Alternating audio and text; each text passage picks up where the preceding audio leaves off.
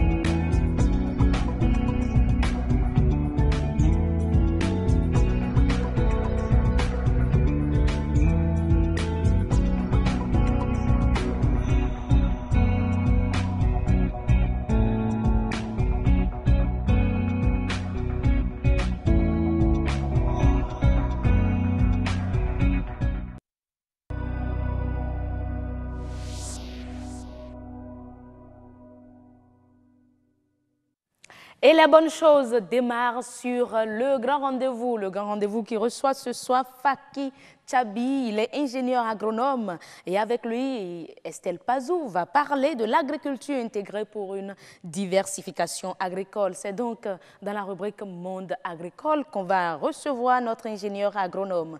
Nature et bien-être avec Amandine Agnambossou, on reçoit Mireille Éménique Aladatin, elle est expert WASH pour parler de la gestion des eaux usées. Comment on se fait le traitement? Restez donc avec nous pour le savoir. Autant savoir s'intéresse à la journée de ce jour, voilà, le 14 février, comme vous voyez déjà à travers les images, le rouge, love et tout. On parle donc de Saint-Valentin sur Autant Savoir et on reçoit un sociologue pour en parler. Tosu Tata, c'est son nom. Avec lui, on parle de la Saint-Valentin et oui, des mutations d'hier à aujourd'hui. Restez donc avec nous pour recevoir notre invité afin d'avoir toutes les informations liées à la fête de la Saint-Valentin. On va tout de suite entrer en liaison avec la rédaction de BB24 à travers Nadège Sani, Nadège qui est à la présentation du 1945 ce soir. Nadège, bonsoir. Bonsoir à vous, heureuse d'annoncer, très heureuse de vous retrouver ce soir, jour de la fête de l'amour. Eh oui, et les couleurs, on les remarque, hein, mesdames et messieurs, eh oui. Vous verrez tout à l'heure Estelle Pazou tout en blanc, on se demande même si elle est pure, vierge. Nadège, elle a souhaité le rouge. Eh oui, Nadège, le rouge bien vif. C'est l'amour. C'est l'amour heureuse et je constate que vous êtes également habillée aux couleurs de l'amour ce soir. Oui, j'ai associé la couleur de Estelle et la vôtre pour me mettre en rouge blanc. Le menu du 1945, c'est avec vous tout de suite. Merci à vous, heureuse d'Anandé. Nous sommes le 14 février 2018, jour de la Saint-Valentin et début de carême chez les chrétiens catholiques. Un jour marqué par l'imposition des cendres. On en parle dans ce journal. À suivre également dans cette édition, la célébration de la Saint-Valentin au niveau des différentes communautés dans le monde. Mais sachez que la Saint-Valentin est aussi une occasion propice pour les commerces spécialisés dans le prêt-à-porter. On se retrouve à 19h45 pour le développement de ces différents sujets. D'accord, Nadège Sani, on se retrouve donc tout à l'heure pour le développement de tous ces sujets. À tout à l'heure, Nadège. À tout à l'heure, heureuse. Alors, mesdames et messieurs, nous allons tout de suite recevoir le premier invité du grand rendez-vous de ce soir, c'est dans le monde agricole.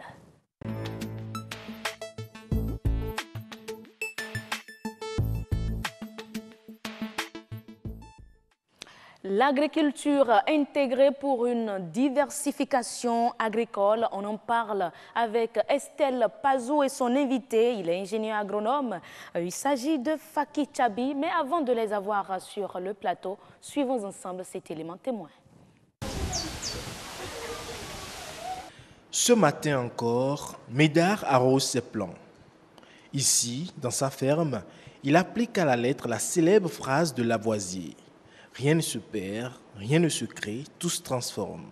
C'est d'ailleurs le principe même de l'agriculture intégrée, une technique caractérisée par des pratiques agricoles qui utilisent des moyens naturels. C'est des activités qui sont traditionnellement menées de façon séparée.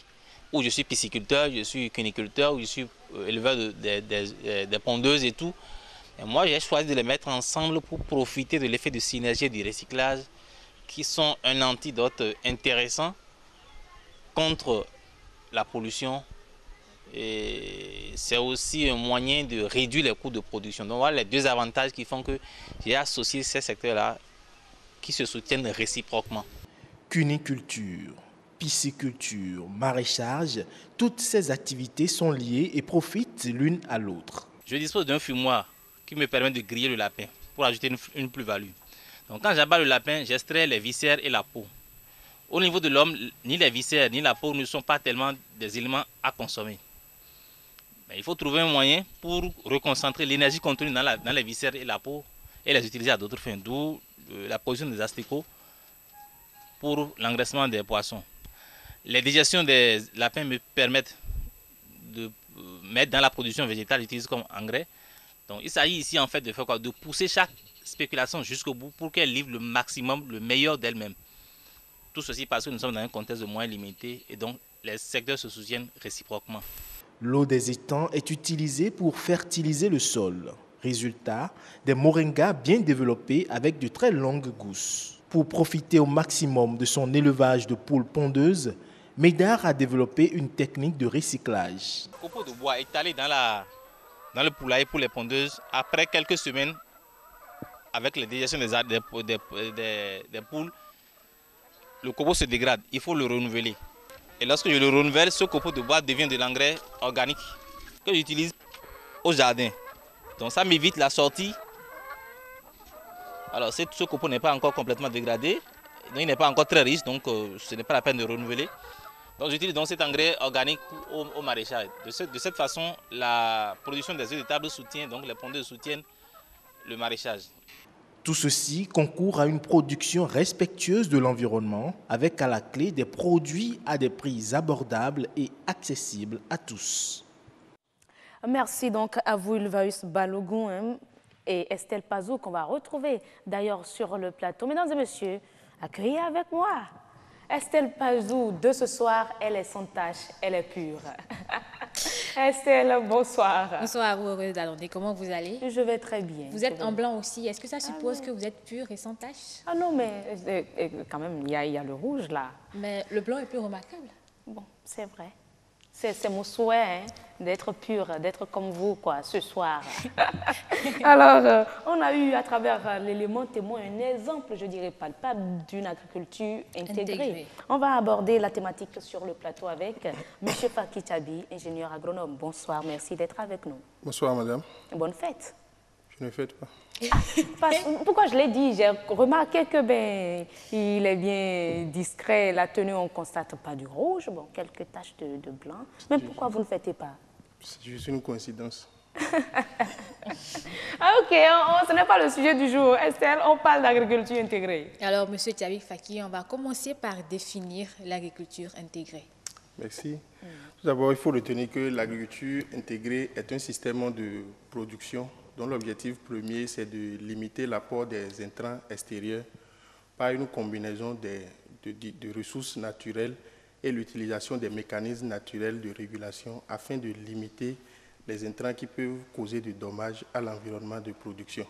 Et quels sont les principes de l'agriculture intégrée? Comme principe, sur une exploitation qui pratique l'agriculture intégrée, il faut d'abord avoir une diversité de secteurs de production. C'est-à-dire, vous avez la production végétale, vous pouvez avoir l'élevage des volailles, l'élevage des poissons, l'élevage des lapins, et tout ça là combiné sur un même espace. Deuxième chose, il faut qu'il y ait une interdépendance entre ces différents secteurs, c'est-à-dire qu'on utilise peut-être des sous-produits issus de l'élevage pour fertiliser les champs, ou bien produits pour nourrir les animaux. Comme c'était le cas dans le reportage. Ou bien prendre l'eau de la pisciculture pour arroser. Et aussi, il faudrait utiliser les mécanismes naturels de régulation comme la rotation des cultures afin d'éviter de trop utiliser les intrants extérieurs. Voilà en gros, de façon résumée, ce qu'il faut pour dire qu'on est en train de faire de l'agriculture intégrée. Et si vous devez donner par exemple une rotation de culture, un exemple de rotation de culture par exemple. Rotation de culture signifie que si je fais de la grande morelle sur 2 cycles, sur cette parcelle, ce qui dit qu'il faut que je change avec une autre culture qui n'est pas de la même famille que la grande morelle. Donc je peux mettre l'amarante ou la carotte pour briser le cycle de l'infestation des ravageurs qui sont liés à la famille de la grande morelle. Ça, c'est un exemple de rotation que nous mettons. C'est ça, nous mettons dans la rotation culturelle. Et si on décide aujourd'hui de s'engager dans l'agriculture intégrée, que faut-il mettre en place? Si nous voulons faire de l'agriculture intégrée, il faut d'abord avoir un espace qui peut nous permettre d'accueillir au moins deux différentes branches de production, c'est-à-dire que je puisse mettre en place une unité de production végétale, même si c'est le maraîchage ou bien des cultures annuelles, et que je puisse mettre en place aussi une unité d'élevage pour être dans le principe de diversification de ces... Maintenant, il faudrait aussi que je puisse avoir une production qui me permet de ne pas trop faire recours aux intrants extérieurs. Et c'est pour ça qu'il faudrait utiliser les sous-produits comme les dégestions animales pour fertiliser mon champ de maraîchage avec, ou bien utiliser les sous-produits là pour recycler les nutriments. Parce que c'est ça l'avantage de cette agriculture, c'est-à-dire qu'il faut recycler les nutriments dans le but d'optimiser la production et avoir une production naturelle. Donc en gros, ce sont là les avantages de l'agriculture intégrée. Oui, le premier avantage surtout, c'est-à-dire ça permet le recyclage des nutriments. Je donne un exemple qui est passé dans le documentaire très simple. Je donne un peu de provender à mes poules. Elles ne vont pas tout digérer. Il y aura une partie qui sera perdue à travers les digestions. Pour ne pas perdre cette digestion, maintenant, je peux utiliser cette digestion pour fabriquer maintenant des asticots qu'on appelle larves de mouche. Venir nourrir peut-être les poissons ou bien les mêmes poules et utiliser le reste pour produire en maraîchage. Okay. Et là, on fait le recyclage et le cycle continue, ce qui permet de ne pas trop apporter d'intrants extérieurs. Et est-ce que ce type d'agriculture convient au Bénin? On peut le faire au Bénin, on peut le faire. Seulement, il faut maîtriser les principes et avoir de l'espace. Ça ne nécessite pas trop d'espace. Mais il faut avoir de l'espace pour pouvoir mettre toutes les différentes unités de production. Donc les fermes, ceux qui ont leur ferme déjà propre à eux, peuvent opter pour ces choses-là, ou ceux qui ont opté pour une agriculture familiale peuvent faire de l'agriculture intégrée. Oui, ils peuvent le faire. Mais pour les grandes surfaces, c'est possible de faire Pour les grandes surfaces, c'est possible. C'est possible. C'est au niveau même des grandes surfaces que ça sera facile, puisque comme vous avez l'espace, vous pouvez mettre différentes unités de production. Il suffit seulement de respecter les conditions de mise en place et le tout est joué. Alors, visiblement, l'agriculture intégrée a beaucoup d'avantages. Et qu'est-ce qui empêche aujourd'hui que cette forme d'agriculture soit vulgarisée?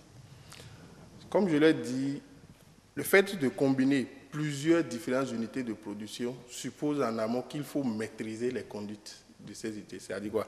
Le même fermier doit pouvoir produire en maraîchage, par exemple, je donne un exemple, il doit aussi conduire de l'élevage. Donc, ce qui fait qu'il faut maîtriser tous ces aspects avant de s'y lancer. Sinon, vous serez obligé de faire recours chaque fois à des spécialistes de l'extérieur et vous allez trop dépenser dans les soins. Donc, c'est une condition d'abord qu'il faut rester. C'est-à-dire, si vous voulez vous engager, formez-vous pour savoir conduire l'élevage et conduire la production. Et justement, en parlant de formation, est-ce qu'il existe des curricula aujourd'hui disponibles pour l'agriculture intégrée? Oui, il en existe à la faculté des sciences agronomiques où il y a des formations qui offrent l'intégration agriculture et élevage, où on forme des spécialistes dedans, où vous faites ce type d'agriculture, comment faire pour combiner tout ça là. Mais si vous voulez aussi, il y a des fermes ainsi que des structures qui offrent des formations pratiques dans différents domaines, c'est-à-dire la pisciculture au sol, l'élevage des pondeuses, l'élevage des lapins, la production maraîchère, où vous pouvez acquérir des aptitudes techniques pour quand même valoriser ce type d'agriculture et vous installer. Et les produits issus de l'agriculture intégrée, est-ce qu'ils sont au même niveau que les produits, que les autres produits, par exemple? Lorsque nous respectons bien les principes, l'un des avantages aussi, c'est-à-dire on est sûr d'obtenir des produits de qualité, puisque on limite au maximum l'apport des intrants qui peuvent être dommageables, surtout les intrants de synthèse, même les traitements phytosanitaires. Puisque quand on respecte les principes, les traitements phytosanitaires sont limités. L'utilisation abusive des engrais de synthèse aussi, les actions qu'on appelle engrais chimiques aussi sont limitées. Donc, on obtient des produits de qualité, comparativement à l'agriculture conventionnelle où si on n'observe pas, qui n'observe pas ces règles, les produits posent problème. Et pour ce qui est du coût, c'est-à-dire du prix? Non, ce n'est pas coûteux. Puisque l'avantage, lorsque vous mettez en place les unités, peut-être au démarrage, vous pouvez voir que l'investissement peut être un peu énorme, puisqu'il faut commencer dès le début. Mais après, comme l'a dit dans le reportage, les charges de production sont limitées, ce qui fait qu'au lieu d'aller payer peut-être chaque fois la protéine pour nourrir vos volailles, vous avez la protéine. Donc à la longue, c'est économique. C'est économique et ça diminue les charges de production par l'utilisation des sous-produits issus des différentes unités. Et est-ce que d'une façon ou d'une autre, l'État peut encourager à l'agriculture intégrée? Qu'est-ce que l'État peut faire aujourd'hui pour encourager cette forme d'agriculture? Parce que visiblement, c'est profitable aux consommateurs. Comme nous le disons, il faut d'abord sécuriser le marché. Bon, personnellement, c'est ce que nous attendons plus de l'État, c'est-à-dire prendre des décisions peut-être pour limiter l'importation de ce que nous pouvons produire sur place et renforcer la formation. Comme ça se fait pour des secteurs comme l'AMPE où l'État met en place des formations pour des jeunes qui se forment en tout, maraîchage, pisciculture, élevage, aviculture, pour s'installer. Maintenant, ça, c'est des choses qui peuvent encourager à l'installation. Si le producteur sait qu'il produit et le marché de consommation est disponible, il le fera. Ça, c'est ce que nous souhaitons de l'État surtout. Merci beaucoup à vous, M. Tchabi Faki, pour toutes ces informations que vous nous apportez ici sur ce plateau. Heureuse, pour finir, je vous souhaite une bonne fête de Saint-Valentin. Même si votre invité n'est pas dans le lot. Il dit qu'il ne fête pas, mais je ne le crois pas. Ah ben, c'est quand même sa parole contre la vôtre. Ben, déjà, la soirée, on est quand même là. C'est le grand moment. C'est le soir, les bonnes choses se passent, n'est-ce pas? Comme chez vous, n'est-ce pas? Apparemment, vous avez beaucoup les soirs. Mais bon, Estelle Pazou, bonne soirée à vous. Merci. Monsieur Faka, merci à vous déjà d'être passé sur ce plateau. Voilà, mesdames et messieurs, on était donc avec Faki Tchabi, ingénieur agronome, et Estelle Pazou pour parler d'agriculture intégrée pour une diversification agricole.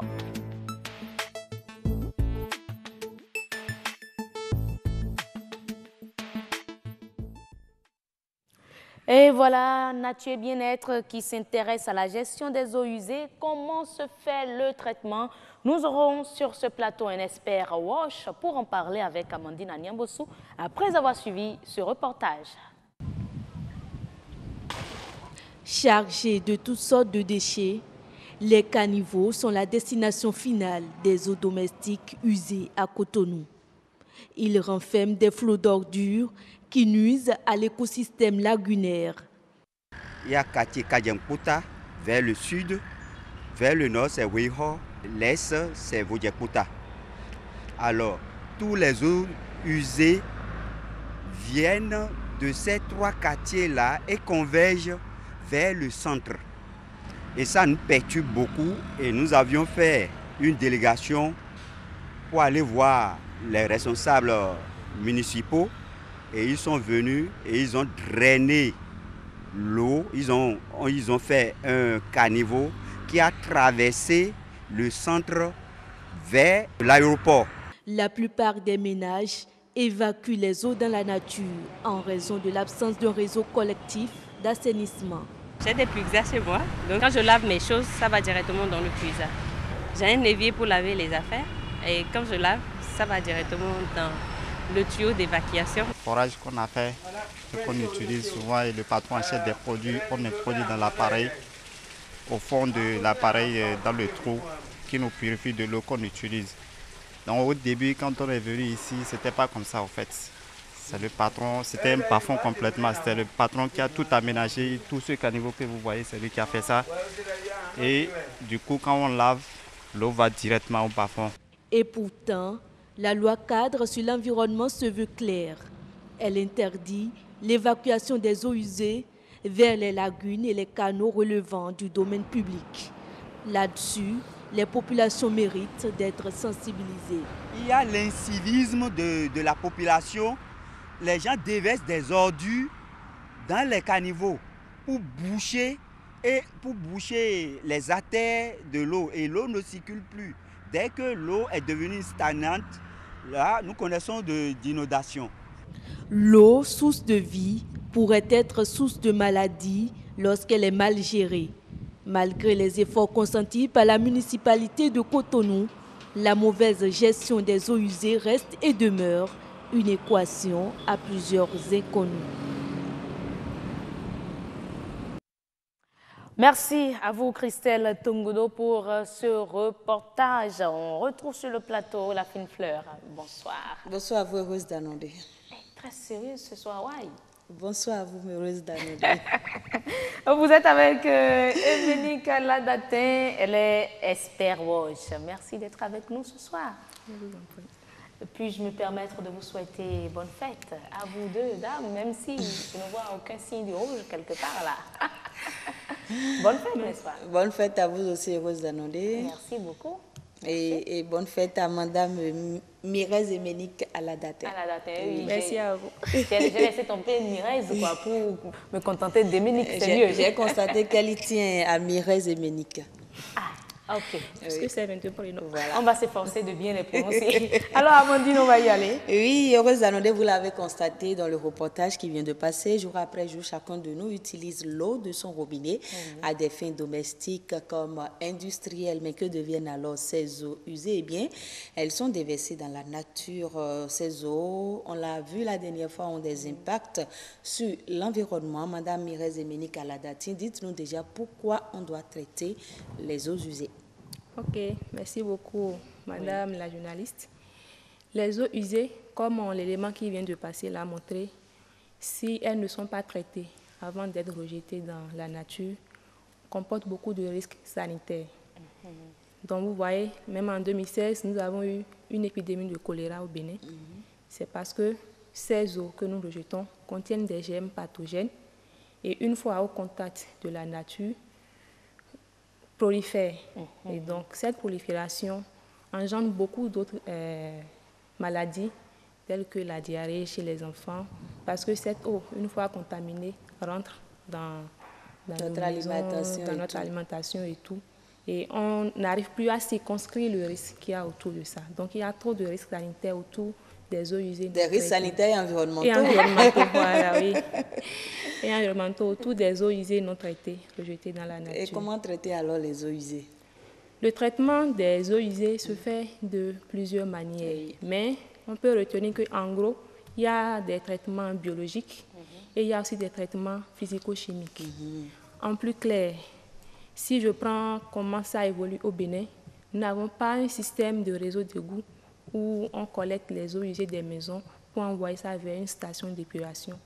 Donc, nous avons plus de systèmes autonomes. C'est-à-dire que chaque maison a des fosses septiques pour recueillir l'eau des maisons. On construit ses puisards et tout. Voilà.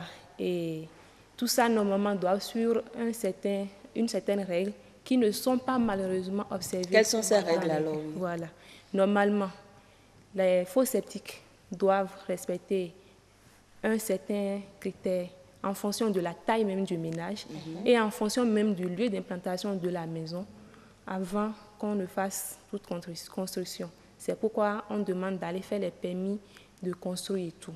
Et ceux qui construisent dans les bas-fonds, là? Voilà. Normalement, les bas-fonds sont des exutoires naturels pour l'eau. Donc, on ne doit pas s'installer dans des bas-fonds. Et pour revenir au niveau des fosses septiques qui sont dans les maisons, il y a un certain nombre de compartiments. Au minimum, c'est 2 compartiments. Et pour aller au-delà même, avant les 2 compartiments, on doit avoir même un bac pour les graisses, tout ce qui est huile de cuisine et tout. Parce que les eaux usées domestiques, c'est composé de quoi et de quoi?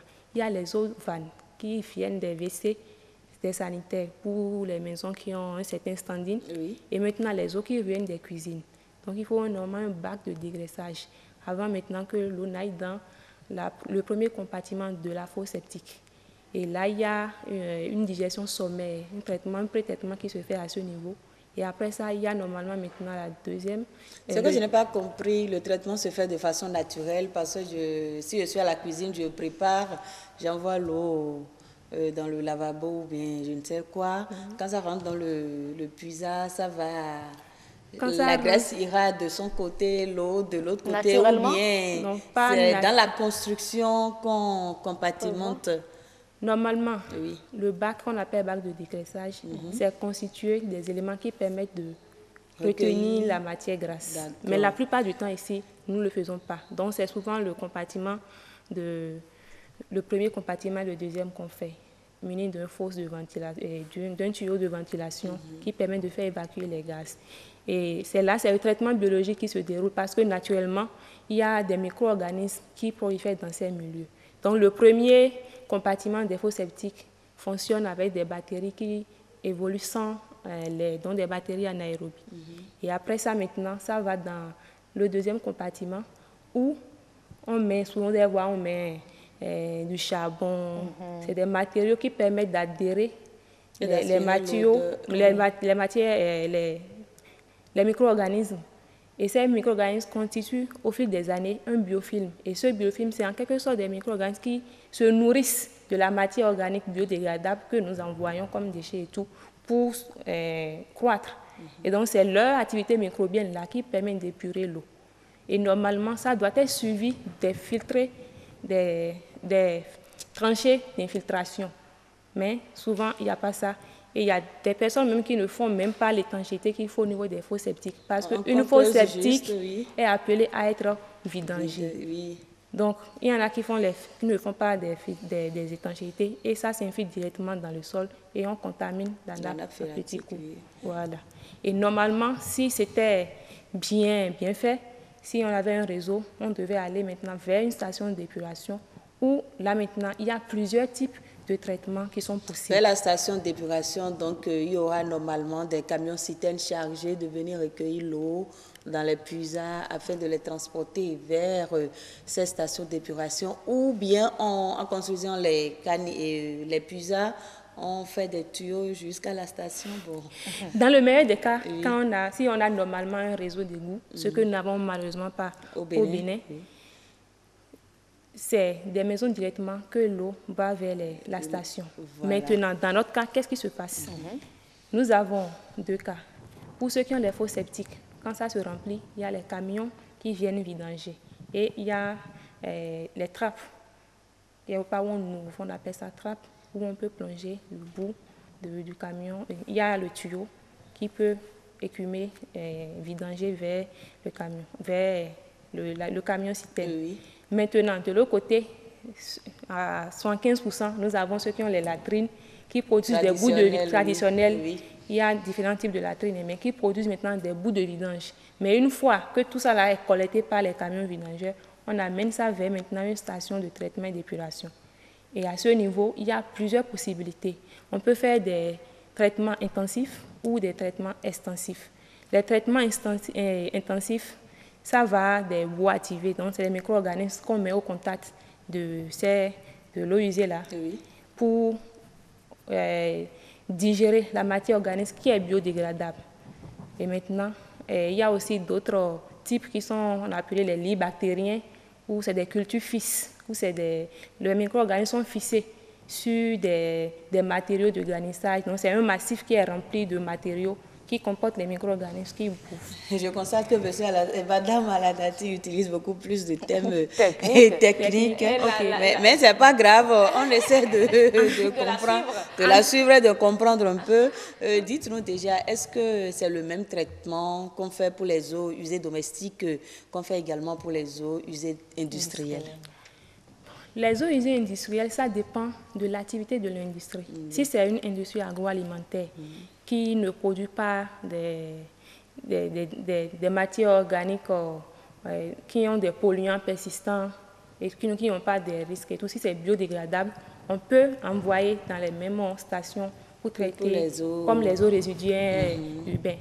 Maintenant, quand c'est peut-être une industrie qui fait de la peinture, là, c'est des eaux usées qui sont vraiment spécifiques. Donc, ce n'est pas le même traitement qui est réservé pour ces eaux. Comment on traite ces eaux alors? Pour les eaux industrielles, par exemple, qui ont des risques comme ça, on fait d'abord le traitement biologique pour enlever toute la partie biodégradable par les micro-organismes. Et ensuite, maintenant, on fait un traitement chimique en fonction de polluants, des polluants qui contenus dans l'eau, qui sont contenus dans l'eau usée là. Il y a différents types de traitements qu'on fait. Si c'est pour enlever tout ce qui a comme matière azotée, il y a ce qu'on envoie dedans.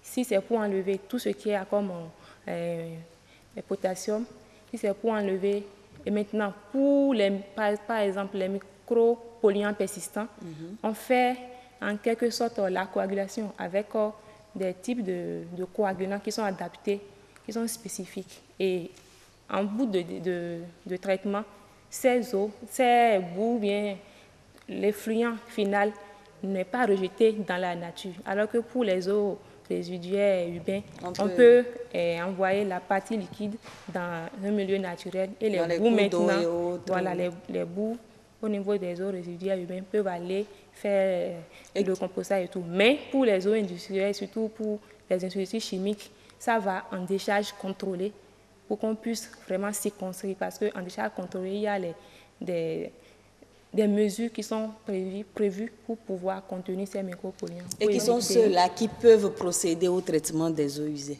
Mais est-ce qu'on peut même faire ça déjà chez soi, récupérer nos eaux usées là et les traiter autrement pour réutiliser cette eau? Bon, oui et non. Oui, pourquoi?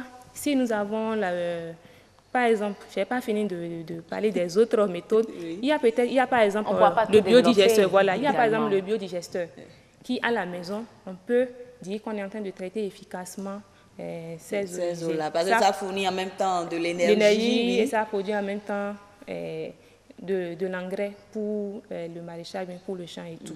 Si on utilise un biodigesteur, on peut dire oui.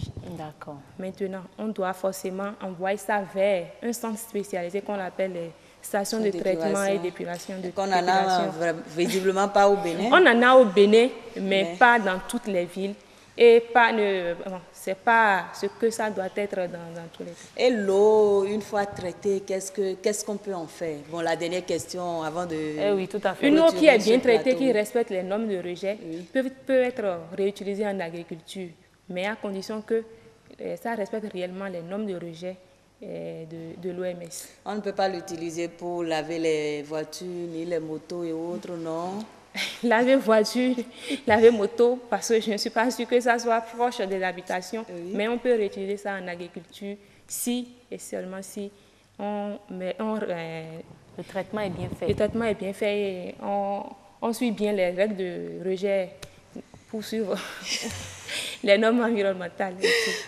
Merci beaucoup à vous, Mireille Emenik Aladati. Merci, madame la journaliste. Amandine Aniabotou, la vue fleur, merci heureuse beaucoup. Rien de prévu ce soir. Bon début de carême.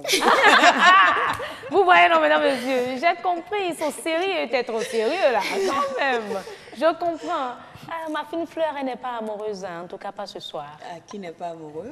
Et voilà. Voilà, mesdames et messieurs, c'est terminé pour Nature et Bien-être. On était donc avec Ménique Aladatin, expert WASH. WASH, là, c'est quoi d'ailleurs? Water, Sanitation and Hygiene. OK.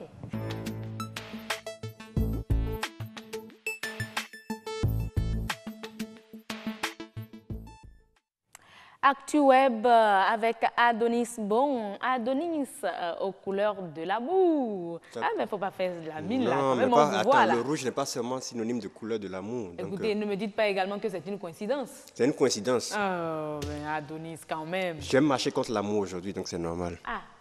Je fais sitting contre l'amour. Ah, Donc, bon, j'aurais aimé avoir... vous aurez les images bientôt. D'accord, Adonis. Bon, on est là, on va parler de la Saint-Valentin. Certainement que quelque part, vous avez raison, parce qu'au Pakistan, c'est interdit. Oui, pour la deuxième année consécutive, Oui. la célèbre fête des amoureux n'aura pas lieu au Pakistan.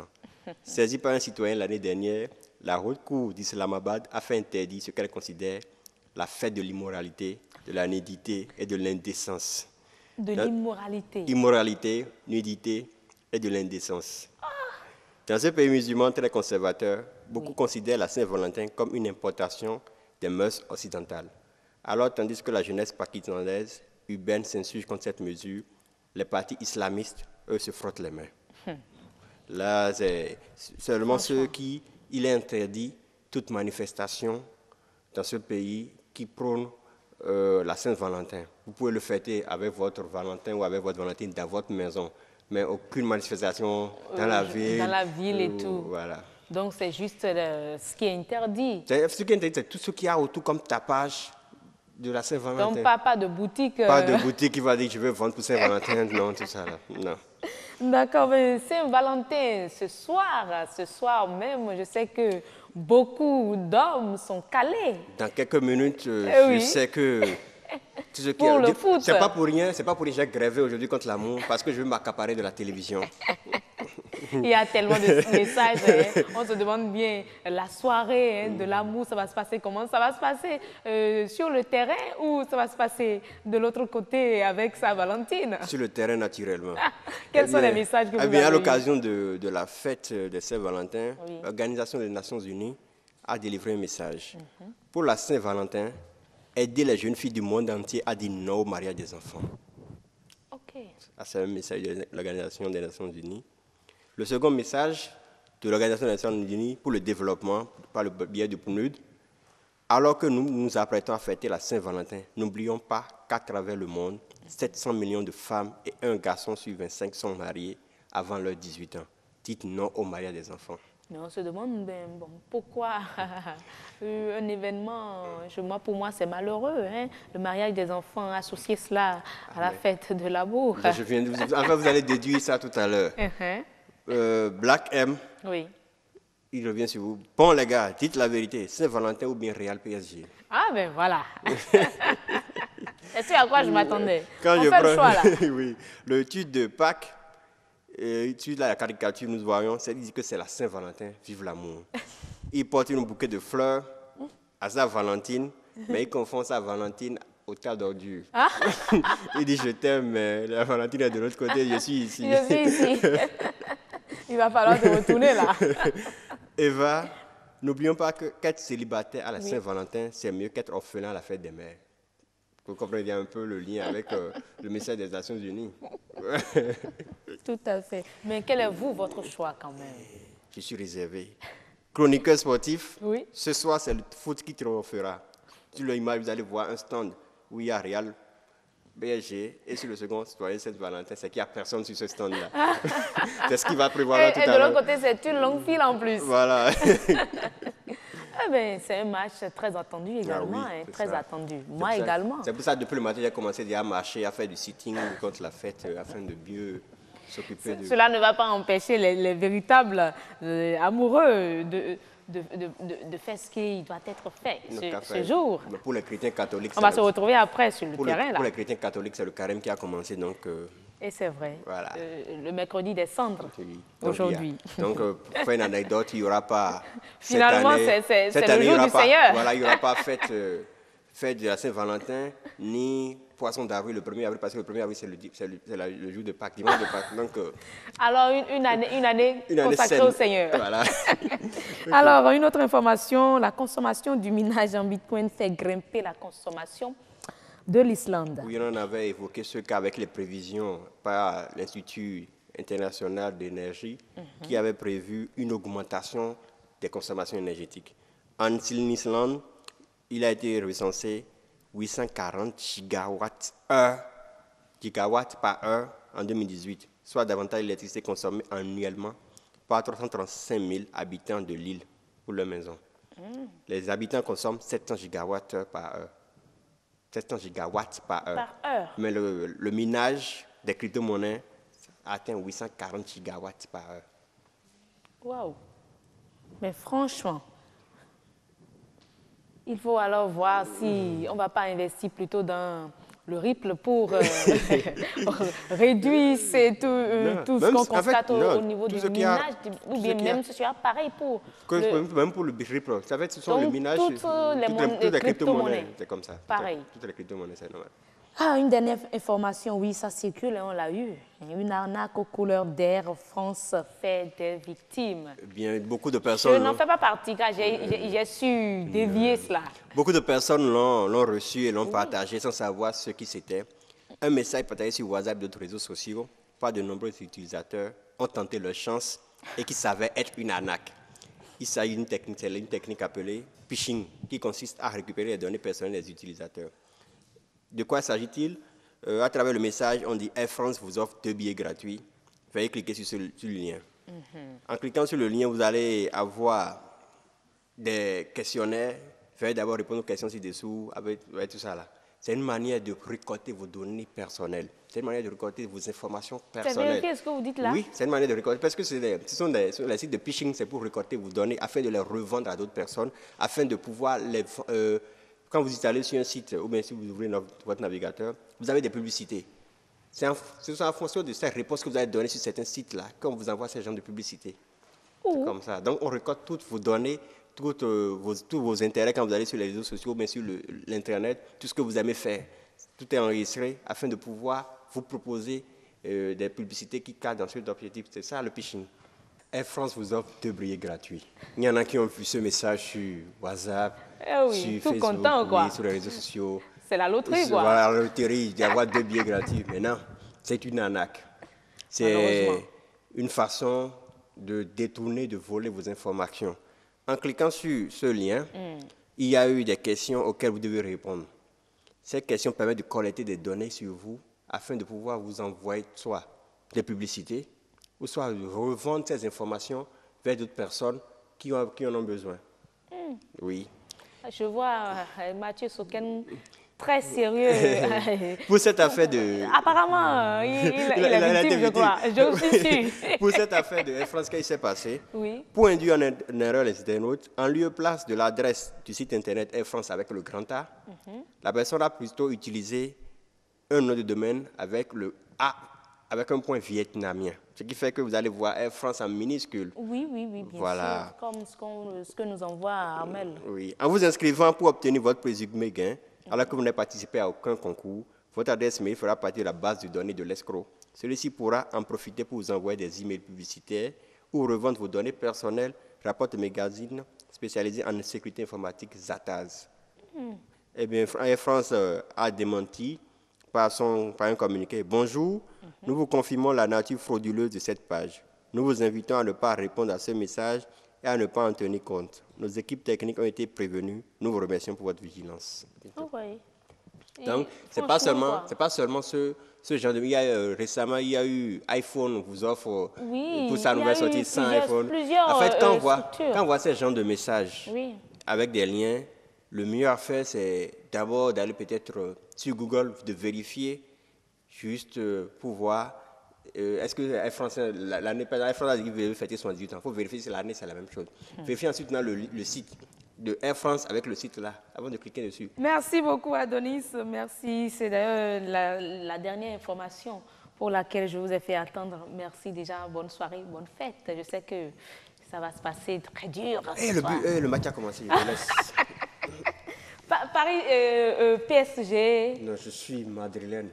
Ah. Oui, même si j'ai un demi-penchant pour le PSG, mais bon. D'accord, Adonis. Bon, mesdames et messieurs, c'est tout pour ActuWeb.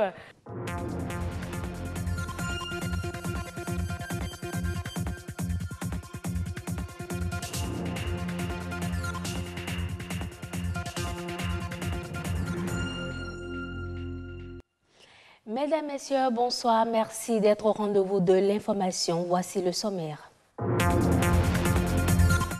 14 février 2018, c'est le mercredi des cendres chez les chrétiens catholiques, une date qui marque également le début des carêmes. C'est parti donc pour 40 jours de jeûne. La célébration de la Saint-Valentin diffère d'une communauté à une autre. Comment est-elle célébrée dans d'autres pays du monde? Ketura Boko est allé à la rencontre de quelques expatriés vivant au Bénin. Et puis le 14 février, c'est aussi une occasion pour les magasins de faire un bon chiffre d'affaires. Comment s'y prennent-ils? On le découvre dans un instant.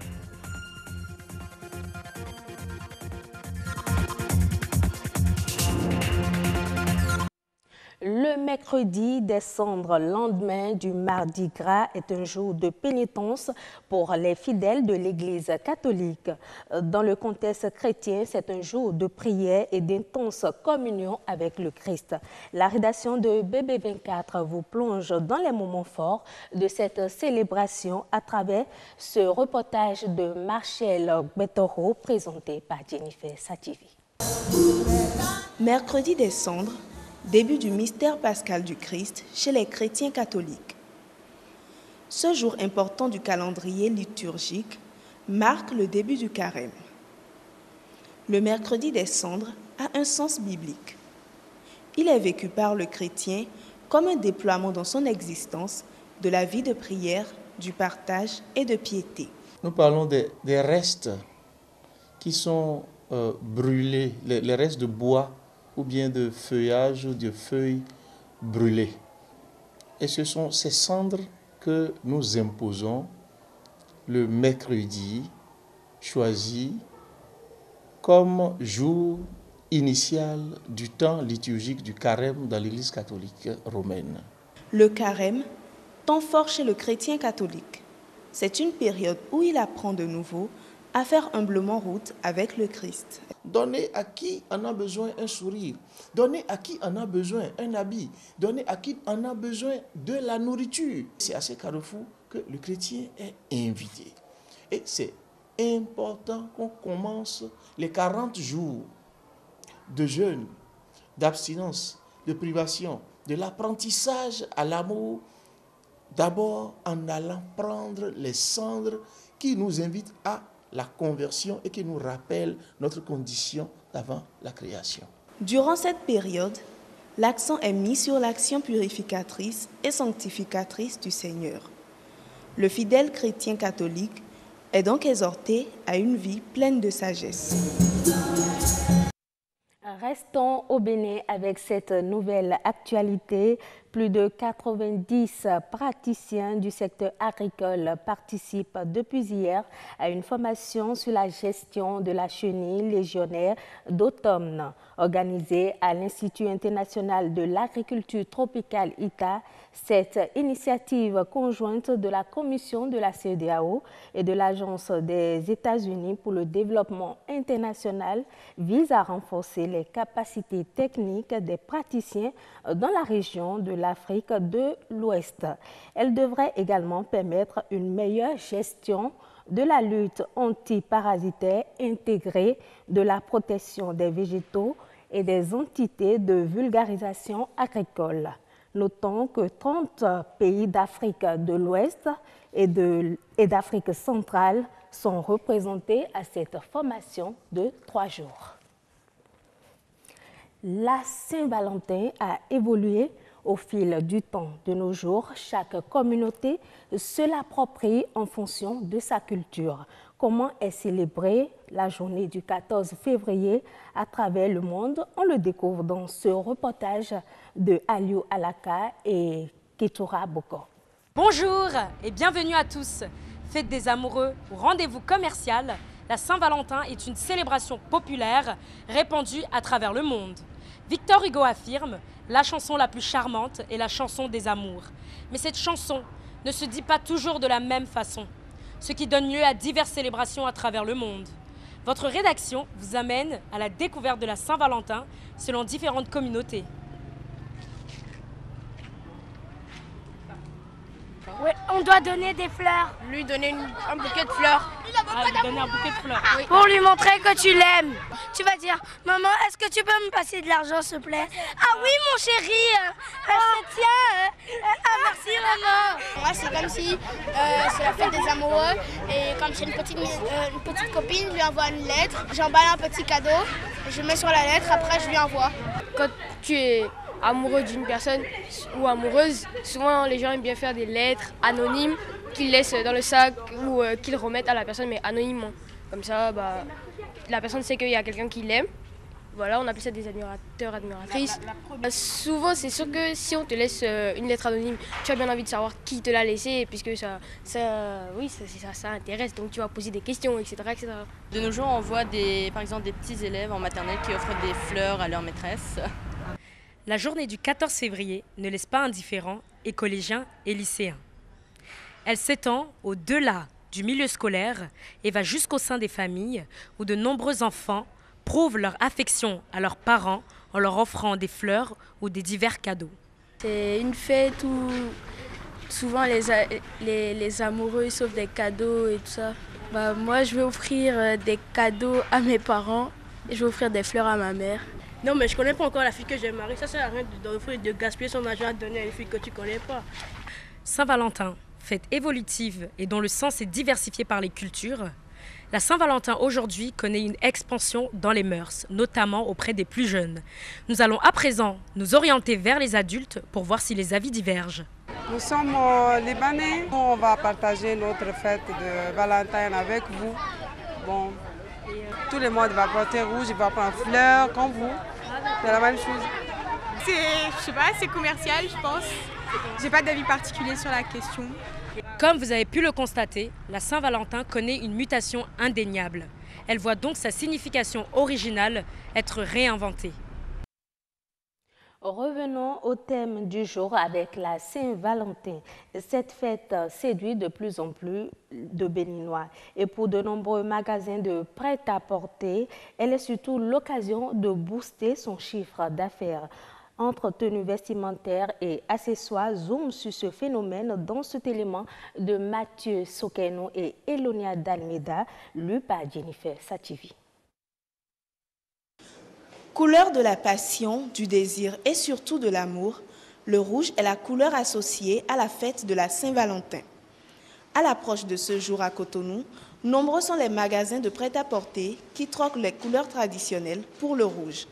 14 février, comme tout le monde le sait, comme moi, c'est la fête des amoureux et la couleur rouge fait partie de la fête.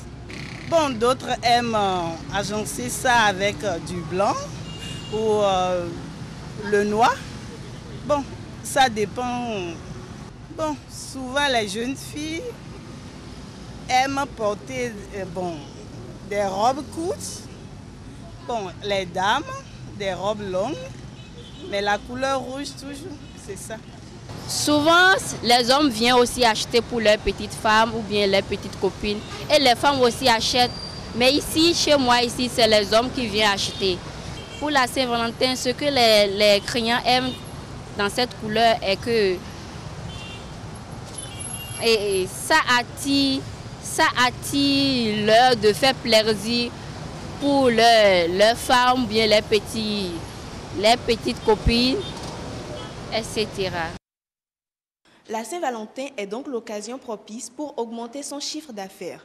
Des offres diverses et variées sont proposées aux clients à cette occasion, notamment en matière d'accessoires. Nous avons les accessoires rouges, comme les talons là par exemple. Ceux qui n'aiment pas trop le rouge, qui peuvent mettre du blanc et mettre des talons rouges ou bien du noir et mettre des talons rouges et un sac rouge par exemple, ça marche bien. Dans le commerce, vous avez beaucoup de coffrets fleurs parfums, fleurs artificielles parfums, fleurs cœurs, nounours et tout ça. Mais encore une fois, c'est que des offres féminines en fait. Alors pour la Saint-Valentin, en fait, j'ai remarqué que d'habitude, ce sont les mêmes choses qui reviennent. Lingerie pour la femme et les hommes sont souvent oubliés. Et nous, on a pensé aussi aux hommes avec des coffrets et des coffrets de bracelets pour hommes. Donc voilà, c'est vraiment, ça facilite la vie au consommateur parce qu'il sait que quand il vient, il prend le coffret pour elle ou pour lui, il emballe et puis c'est rapide, c'est facile et ça a une histoire derrière. Donc ce n'est pas que juste du commercial, c'est quelque chose pour marquer l'événement. Le 14 février fait de plus en plus d'aficionados au Bénin. Elle reste généralement pour les femmes l'occasion de se mettre en valeur sans trop dépenser. Entre mode et budget, il n'y a qu'un pas pour la Saint-Valentin. Et maintenant, l'actualité en Afrique. Le Ghana veut réviser la méthode de calcul de son produit intérieur brut.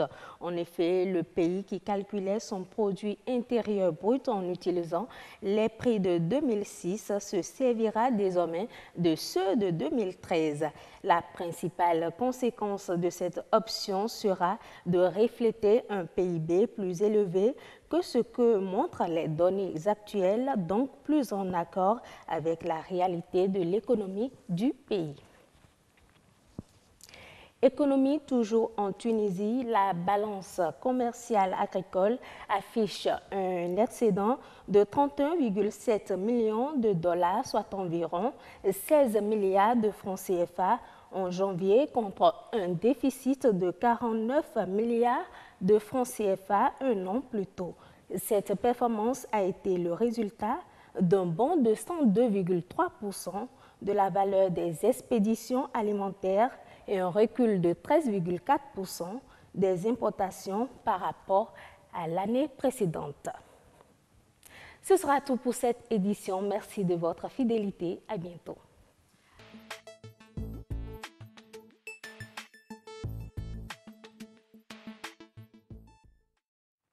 L'expert de ce soir, Dodia Mouzouvi, sociologue. Avec lui, on parle de la dépravation des mœurs. Aujourd'hui, 14 février, et nous célébrons la Saint-Valentin, la fête de l'amour. Est-ce une occasion pour les jeunes de verser dans le laisser-aller? Et qu'est-ce qui pourrait sous-tendre un tel comportement de la part de la jeunesse? Existe-t-il encore un repère pour ces jeunes-là? Nous sommes sortis, je dirais même, du cadre habituel pour recevoir votre expert de ce soir. Suivez-le.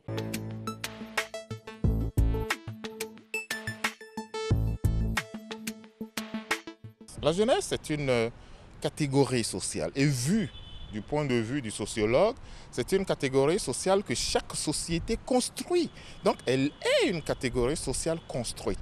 Et parce qu'elle est une catégorie sociale construite, elle est une mise en parenthèse de la vie. C'est l'âge auquel on est mi-adulte, mi-enfant, où on nage entre les deux eaux. Donc où on n'est pas complètement déterminé, où on a envie de remettre en cause l'ordre établi, où on a envie de se découvrir à soi-même, soit par un modèle d'expérimentation, ou soit par un modèle de suivi, mais la plupart du temps par un modèle d'expérimentation. On veut recréer son monde à soi-même. Lorsque la jeunesse est comme ça, elle est souvent caractérisée par une sorte de liberté, une sorte d'envie de se surpasser, de montrer à l'autre que c'est soi qui existe et non l'autre.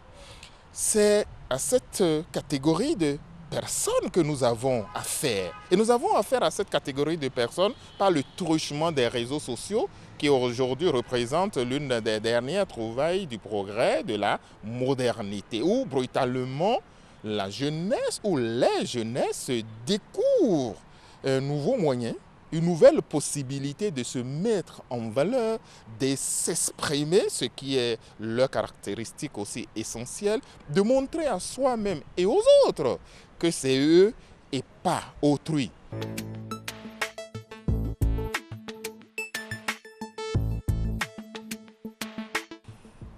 De manière basique, Internet comme outil est capable du meilleur comme du pire. Capable du meilleur parce que ça peut nous aider à faire des recherches, ça peut nous aider à gagner un emploi, ça peut nous aider à nous révéler au monde. Comme il est capable du pire parce que toutes les dérives sont possibles. Vous faites quelque chose aujourd'hui, ça vous rattrape dans 10 ans. Ça vous détruit, pourrit complètement la vie. Peut-être ici et maintenant ou à un moment où vous attendez le moins. Donc, au Bénin, lorsqu'on met les deux ensemble et qu'on regarde les dérives comportementales dues à l'utilisation de Internet, il y a d'abord que le sociologue cherche à savoir si ce n'est pas là l'expression d'une contestation sociale, si ce n'est pas là l'expression d'un malaise, l'expression d'un mal-être de notre jeunesse. Et je pense qu'il faut questionner ces catégories interprétatives parce qu'aujourd'hui, la jeunesse du Bénin, les jeunesses du Bénin ont un problème d'identité. Nous avons un problème de repère, nous avons un problème de modèle, nous avons un problème de boussole. Et ça crée un malaise. Ça crée un malaise chez le jeune qui arrive à tous les niveaux, à tous les paliers de la société. Il veut se marier. Il a quel modèle devant lui pour se marier et fonder une famille? Les familles aujourd'hui à Cotonou, c'est ce que j'appelle les familles à responsabilité limitée ou responsabilité nulle, parce que les modèles familiaux que nous avons à Cotonou sont éclatés aux 4 coins des quartiers de Cotonou, où il n'y a plus un père qui est à la maison, qui est la figure paternelle. Ces familles ont démissionné de par leur modèle. Remarquez qu'on devient parents de plus en plus tôt, précocement. On découvre le sexe, on découvre l'amour très tôt, de manière précoce. Donc, on fait les enfants à un moment où soi-même, on n'a pas fini d'être prêt dans la tête, dans le cœur et dans la poche. À un moment où on n'est pas prêt d'être parent, on fait enfant. On ne peut pas éduquer l'enfant convenablement. Le cocon familial aujourd'hui n'est plus la première cellule où on va charrier les valeurs qui fondent notre société, où on va transmettre les valeurs fondatrices de la société béninoise. C'est à cela que le jeune d'aujourd'hui est confronté. Au lieu de recréer les institutions sociales, au lieu de recréer les paramètres qui font office de boussole, les jeunes du Bénin ont droit la plupart du temps à des objecteurs de conscience, à des gens qui leur disent ils sont dévergondés, ils sont foutus, yaka, un peu comme des formules incantatoires qui ne règlent aucun problème, qui ne portent pas le jeune sur les problèmes existentiels qui sont les siens.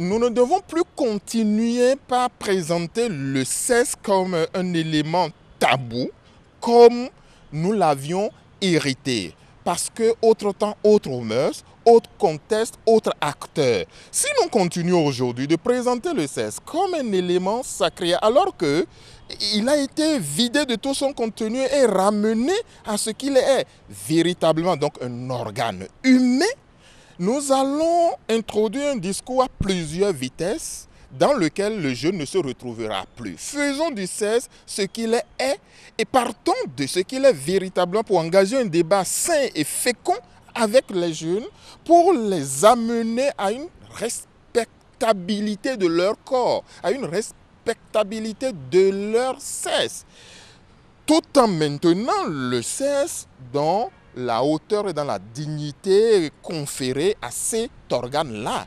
Mais à quoi est-ce que nous assistons aujourd'hui? Le discours ambiant, hypocrite, doublement hypocrite, qui fait du sexe un élément tabou, un élément sacré, donne dans les sociétés béninoises quoi? Ça donne que le papa dit « je ne peux pas parler du sexe avec mon enfant à la maison ». L'enfant dit « on ne parle pas du sexe avec ses parents ». Mais ce papa qui dit « je ne peux pas parler du sexe avec mon enfant à la maison » est prêt à passer au sexe avec quelqu'un qui a moins que son enfant à la maison. L'enfant qui dit « on ne parle pas du sexe avec ses parents » est prêt à pratiquer le sexe avec quelqu'un qui est plus âgé que son père ou que sa mère. Ça devient une sorte d'hypocrisie souriante dans laquelle nous baignons.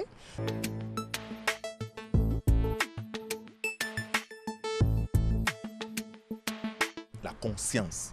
La conscientisation, la prise de conscience sur cette nouvelle donne, sur cette nouvelle réalité est le premier grand pas que chaque acteur, que chaque niveau des différents paliers en profondeur de la société devrait faire. Tant que le parent n'a pas encore pris conscience que nous sommes dans un nouveau monde, il va vouloir imposer le monde que lui il a reçu de ses parents et il passera à côté.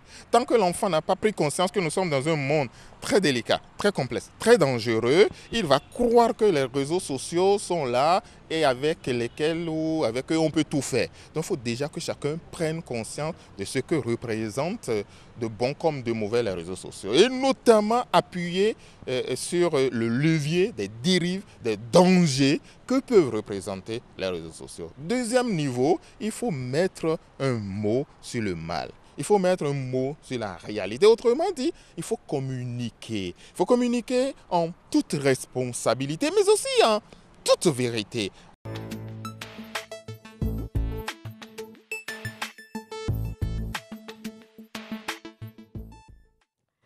La Saint-Valentin, des mutations d'hier à aujourd'hui, on en parle avec un sociologue, Tossou Tata. Il sera reçu tout à l'heure par Agnat Bello après avoir suivi ce reportage sur la Saint-Valentin. Souvent on dit que c'est la fête de l'amour. Dieu est amour. Un jour, un 14 février, un jour de l'amour. La célébration de la Saint-Valentin tire sa source au XIVe siècle et depuis, elle est commémorée par tous les âges. En dépit de son caractère festif, les confections religieuses n'y attachent aucune valeur spirituelle. La Saint-Valentin, quand nous fouillons bien la Bible de fond en comble, de Genèse jusqu'à Apocalypse, nous constatons que cette fête n'est ni une fête juive, ni une fête chrétienne. La Saint-Valentin n'est pas une célébration religieuse comme vous allez le voir de Pâques, de l'Avent, de Noël. Non. Ça m'énerve, moi, en tant qu'un Noir, en tant qu'un Africain, en tant qu'un Béninois, en tant qu'un homme de la tradition pure, sans mélanger avec la sorcellerie, on est d'accord avec moi. On ne peut pas suivre, l'importer et laisser notre coutume. Certains estiment même que la Saint-Valentin incite les jeunes à la débauche. Tel que cela se fait par nos jeunes, ce n'est pas un phénomène à encourager. Ce que nous observons aujourd'hui au niveau de la Saint-Valentin, il y a des choses qui ne sont pas recommandées en islam. Le fait de donner des baisers, il y a des choses qui ne se font pas ouvertement. Vivre autrement la Saint-Valentin est le souhait de tous. Dieu a fixé un temps où il demande à tout être humain vivant sur la terre de se repentir.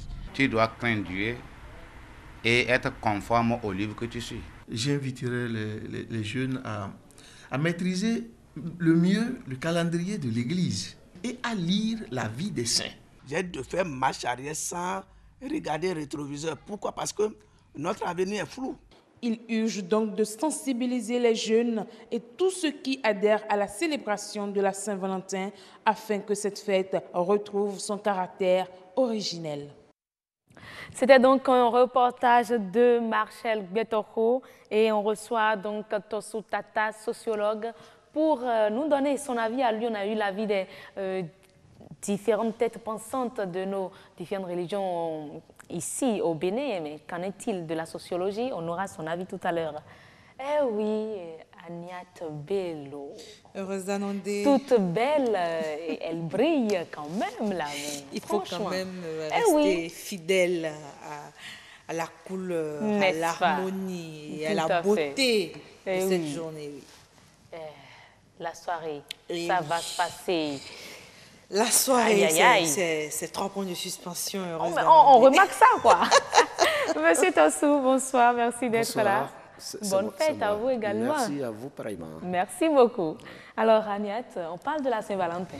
On parle de la Saint-Valentin. Il faut dire que nos têtes pensantes, vous l'avez dit, au niveau des religions, ont donné leur avis. Pour eux, la Saint-Valentin ne cadre pas avec la religion. L'avenir est même flou en célébrant la Saint-Valentin. L'avenir est flou. Donc, moi, j'aimerais déjà demander à notre sociologue, il faut dire qu'il y a à la fois sociologue et psychologue, de nous dire un peu, est-ce que réellement les religions impactent la façon dont nous célébrons la Saint-Valentin? Ben, tout à fait. D'entrée de jeu, je dis que cette fête n'a pas... L'origine de cette fête n'est pas à écarter de la vie spirituelle. D'ailleurs, le saint patron de cette fête même est un prêtre. Saint-Valentin. Saint-Valentin, c'est vrai, d'aucuns disent qu'il a été décapité en 268, d'autres disent qu'il a été martyrisé dans la Rome antique en 270, mais tout compte fait un 14 février. Un 14 février. Et c'est un prêtre qui avait pour mission le travail sur les hommes, l'invite des hommes à l'amour, mais pas l'amour au sens libidinal du terme, mais c'est l'amour en tant qu'acceptation de l'espèce humaine. C'est l'amour en tant que respect de l'espèce humaine. C'est l'amour en tant que ce qu'on doit faire vis-à-vis de l'autre pour quand même recevoir le Saint-Esprit en soi. Et c'est là tout le sens de la thématique de ce soir, parce que là, carrément, c'est une mutation, là, les choses ont changé. Les choses ont changé parce que la Saint-Valentin est en train de prendre d'autres dimensions. Malheureusement, je dirais là.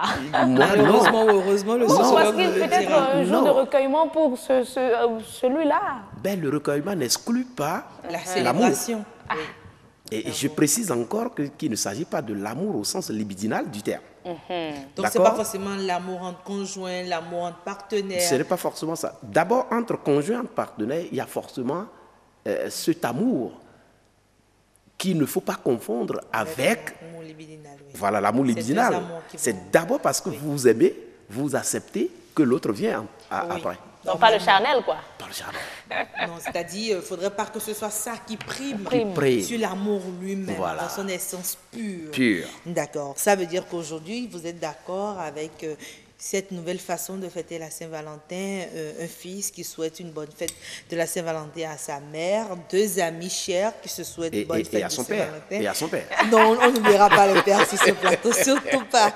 On n'oubliera pas les pères sur ce plateau. Mais moi, j'aimerais savoir, vous-même, en tant que psychologue et sociologue, d'un point de vue personnel, quelle est votre conception de la célébration aujourd'hui de la Saint-Valentin?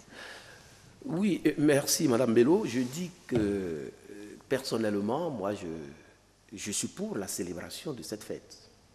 Comment il faudrait la célébrer normalement? Oui, il n'y a pas de leçon à donner aux gens en la matière. En matière de célébration de fête, il n'y a pas de leçon à donner. Mais à la jeunesse, il faut donner une leçon. Si ce n'est pas simplement une invitation à la modestie. Parce que à la modération. Je préfère dire la modestie. Oui. À la modestie. Parce que cette fête de Saint-Valentin est en train de prendre une dimension à la fois sociale, économique et que sais-je encore. Commerciale, beaucoup disent qu'aujourd'hui c'est une fête commerciale. Économique, on a compris, donc commercial, tout ça. Parce qu'aujourd'hui, quand on parle de la Saint-Valentin, d'office on pense au cadeau. Mais le cadeau peut être simplement un geste symbolique. Un geste symbolique. Le cadeau peut être symbolique. Pourquoi pas offrir une fleur, une carte. Mais ce n'est plus ça aujourd'hui.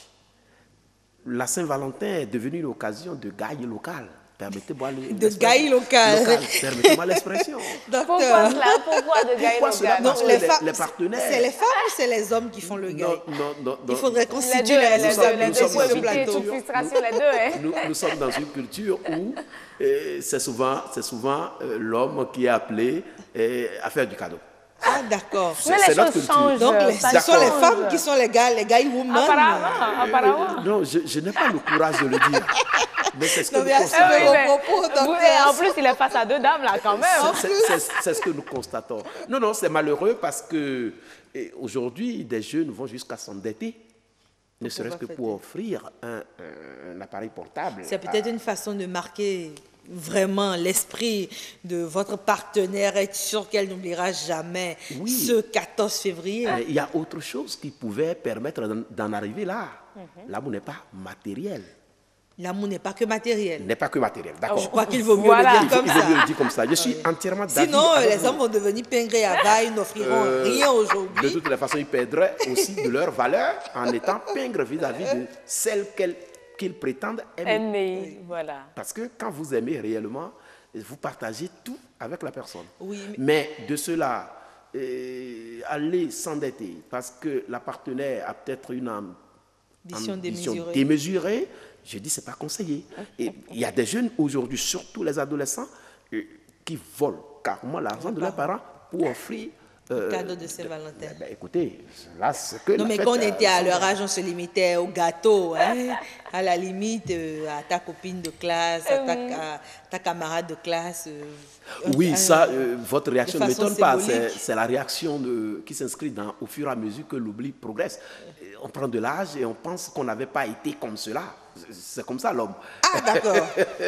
D'accord. J'aurais compris. Mais déjà, moi, j'aimerais savoir, aujourd'hui, on a l'impression que c'est beaucoup plus les femmes qui sont dans cette célébration et que nous obligeons presque les hommes à fêter cette célébration de l'amour avec nous. Est-ce que vous êtes d'accord avec cela? Non, je ne suis pas du tout d'accord. Et obliger les hommes à fêter cette fête, de quelle manière? Même s'il y avait obligation, ce serait une obligation tacite. Justement tacite. D'accord? Parce que la fête de Saint-Valentin est devenue réalité au Bénin depuis quand? Ça ne fait pas trop longtemps. De toute façon, on ne me dira pas que ça fait déjà un demi-siècle. Non, non, surtout du tout pas. C'est tout doucement que c'est en train d'entrer dans nos mœurs, dans nos habitudes. Oui. Mais alors, avec ce mal d'onne, qui est qu'on oblige le partenaire à offrir de gros cadeaux. Une fois encore, j'ai dit tout à l'heure que ça pouvait être symbolique. Et si tel était le cas, on n'a pas besoin d'obliger qui que ce soit. L'amour se vit. Je précise qu'il ne faut pas confondre cet amour avec l'amour libidinal. Oui. Mais finalement, est-ce qu'on a besoin d'attendre d'un jour particulier pour... Ça, c'est la fameuse question. C'est pour les sceptiques, c'est la vraie question, ça. L'amour se vit normalement tous les jours. Non, mais est-ce parce que l'amour se vit tous les jours qu'on ne devrait pas choisir un jour particulier pour mieux célébrer l'amour? Voilà, autant de questions qui méritent d'être posées. Dans la vie de tous les jours, je crois qu'il faut reconnaître le fait qu'on oublie parfois ces petites attentions, ces petites marques d'affection, ces petits gestes. Ces jours sont là pour nous les rappeler et raviver la flamme. Je suis entièrement d'accord avec vous. Surtout que les éthologues disent que le 14 février, pensaient que le 14 février était le jour que choisissaient les oiseaux pour s'apparier. Parce que quand on sort de l'hiver, vous savez, en hiver, les animaux se cachent, pour la plupart. Oui. Et en février déjà, c'est l'été. Hein. En Afrique, c'est la période sèche, il n'y a pas plus. Vous voyez qu'il fait extrêmement chaud actuellement. Oui. Et donc, quand il commence par faire chaud, les animaux sortent de leur... c'est leur tanière en quelque sorte. En quelque sorte. Oui. Et c'est les oiseaux qui s'apparient, surtout le 14 février. C'est ce que pensaient les éthologues, en tout cas. Et donc, choisir un jour, même les animaux, un jour, les animaux reconnaissent la valeur de l'amour, je crois que ce n'est pas encore mauvais. Tout compte fait, même si l'amour se vit tous les jours, il faut effectivement lui consacrer un jour spécial. On dit aujourd'hui là, il faut qu'on démontre l'un à l'autre qu'on s'aime, mais pas l'amour libidinal. Et même si on devrait en arriver là, il ne faut pas le vivre comme le font la jeunesse aujourd'hui. D'accord, la jeunesse est souvent fléchée. Malheureusement, vont perdre leur virginité. Pourquoi pas en ce jour, malheureusement? Malheureusement, parce qu'on leur met en tête que c'est l'occasion plus que jamais rêvée pour passer à l'acte.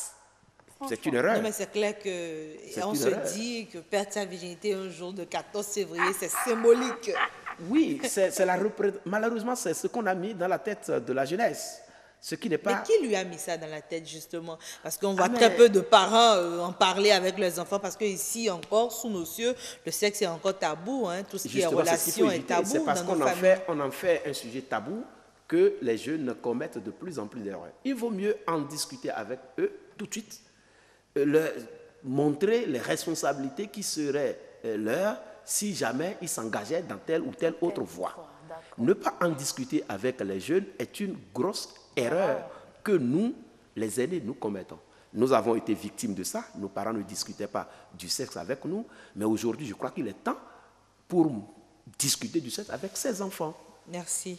Merci beaucoup, docteur Heureuse Danondé. Si vous me permettez, j'ai un petit message à l'endroit des téléspectateurs. Oui. Je pense qu'aujourd'hui, le jour de Saint-Valentin, oublions un peu les cadeaux, oublions un peu ces présents qu'on a l'habitude de s'offrir et offrons-nous d'abord beaucoup de générosité et beaucoup de pardon. Parce que je pense que le sens du pardon s'oublie de plus en plus dans nos couples. Je vous souhaite une très bonne fête. Et c'est là où la fête prend tout son sens. N'est-ce pas? Le sens du pardon. Le sens du pardon. Et comme je le disais, d'ailleurs sur ce même plateau hier, pas de haine aujourd'hui, pas de guerre, qu'on ne suive pas l'actualité, qu'on nous dise encore qu'il y a une telle situation en Syrie et tout, mais plutôt la paix, et l'amour. Partageons l'amour autour de nous. L'amour autour de nous. Eh oui, tout Merci à vous, heureuse Danone. Et voilà, mesdames et messieurs, la Saint-Valentin, on en a parlé enfin. Et oui, et par exprès, hein, on a mis ça à la fin de l'émission. Oui, c'est terminé déjà le grand rendez-vous de ce soir. On va se retrouver demain. Oui, mais d'abord, comme d'habitude, la météo en rappel.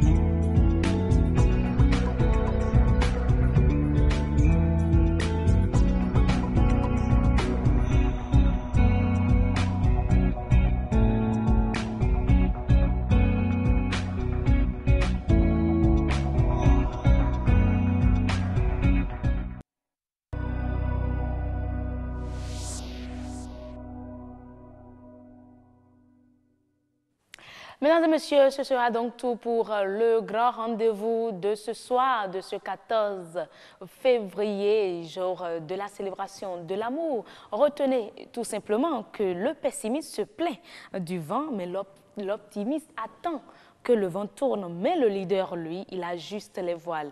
Et oui, nous souhaitons que vous soyez dans vos divers domaines d'activité des leaders, que vous vous faites remarquer à travers votre travail. Merci. On se retrouve demain et d'ici à là, portez-vous très bien.